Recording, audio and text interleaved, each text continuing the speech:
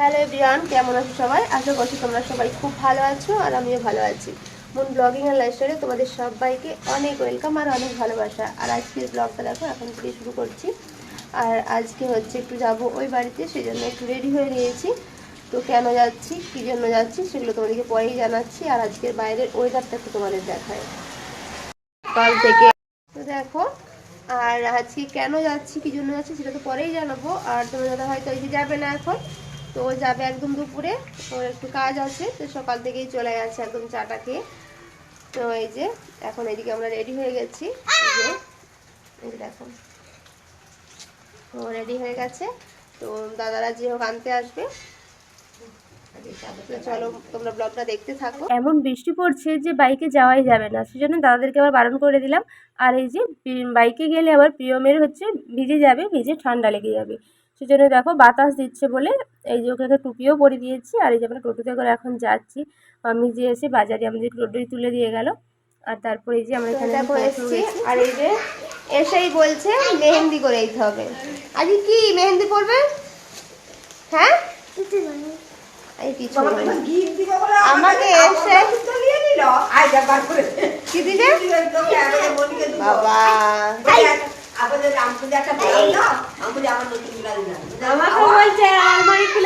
দেখো এখানে সব কি করছে, এদিকে দেখো এই দেখো বৌদি এখানে সব কাটাকুটি চলছে।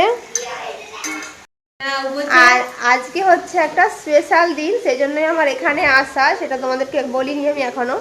তো আজকে হচ্ছে আমার জন্মদিন, সেই জন্যই মা আমাকে ডেকেছে। আর আমাদের ওইখানে তো জন্মদিন পালন নিয়ম নেই, তাই মা এখানেই করে। আর তোমার দাদা তো এখনো আসেনি, কারণ সে তো আজকে দোকানে কাজ আছে। চা খেয়ে একদম সোজা সকালে দোকান চলে গেছে।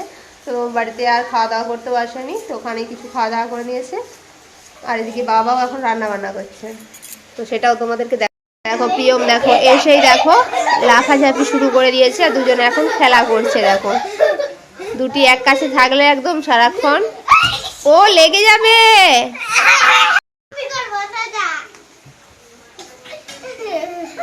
আর মা এদিকে রান্নাবান্নার যেসব মশলাগুলো লাগবে তো সেগুলো এদিকে বাটাবাটি করছে। আর হচ্ছে বাবা এদিকে দেখো ভাজাভুজি করছে, মানে আজকে 5 রকম যে ভাজা করতে হয় তো সেই ভাজাগুলোই করছে। আর এখানে আছে মাছ, তো বাবা আজকে মাংস হচ্ছে, তো বাবা তো মাংস খাবে না, সেই জন্যই মাছ। আর এদিকে বৌদি বলল এদিকে টমেটোর চাটনিটা বসাতে, তো বৌদি বসিয়েছে, আমি একটু নেড়ে দিলাম। আর তারপরে এই যে এখানে পাঁপড় ভাজা হচ্ছে এখন। আর তারপর একদম দুপুরে চলে এসেছি, এদিকে প্রিয়মকেও খাওয়া দাওয়া করিয়ে দিয়েছি। আর এদিকে তোমার দাদাভাইয়েরও কিন্তু খাওয়া হয়ে গেছে। তো তারপর আমি এসেছি, কারণ বাচ্চাকে না আগে খাইয়ে তো আর খেতে পারবো না। তো সেই জন্য দেখো মা এদিকে কত সুন্দরভাবে সব কিছু সাজিয়ে দিয়েছে। আর এদিকে এই যে পুচকেগুলোকে একটু আদর করছিলাম, তো ওরাও দেখছিল। তো মা এত সুন্দরভাবে সব কিছু আয়োজন করেছে। আর এই যে ঠাকুরকে পুজো দিয়েছিল আমার নামে, তো সেই প্রসাদই খাইয়ে দিল। আর কপালে আমাদের হচ্ছে নিয়ম আছে চন্দনের ফোঁটা মানে দিতে হয়, তো সেটাই মা দিচ্ছিল। আর বেশিরভাগ যেটা হয় সবাই মায়ের হাতে রান্না খাই জন্মদিনের দিন।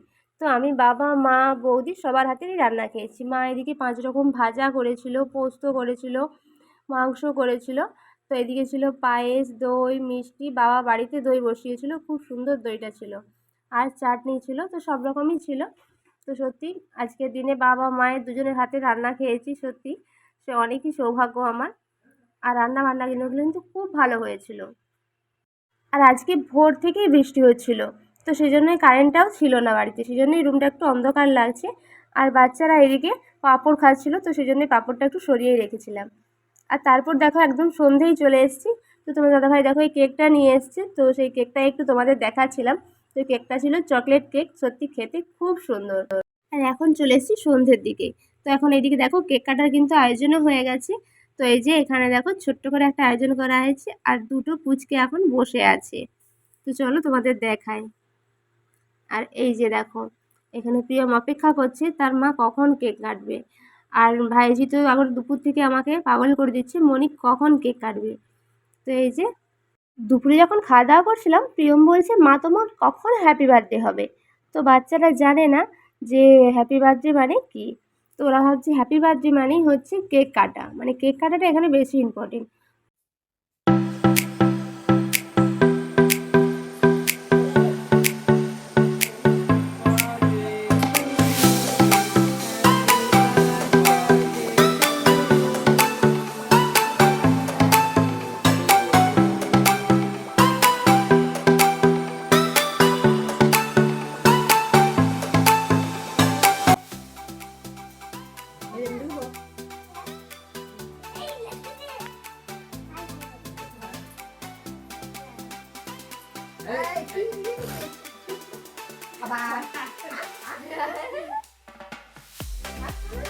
আমরা ছোটোবেলা থেকেই দেখে আসছি আমাদের জন্মদিন মানে মায়ের হাতের 5 রকম ভাজা দিয়ে ভাত খাওয়া আর নতুন জামা পরা, আর তার সাথে মন্দিরে পুজো দেওয়া আর মায়ের হাতের পায়েস।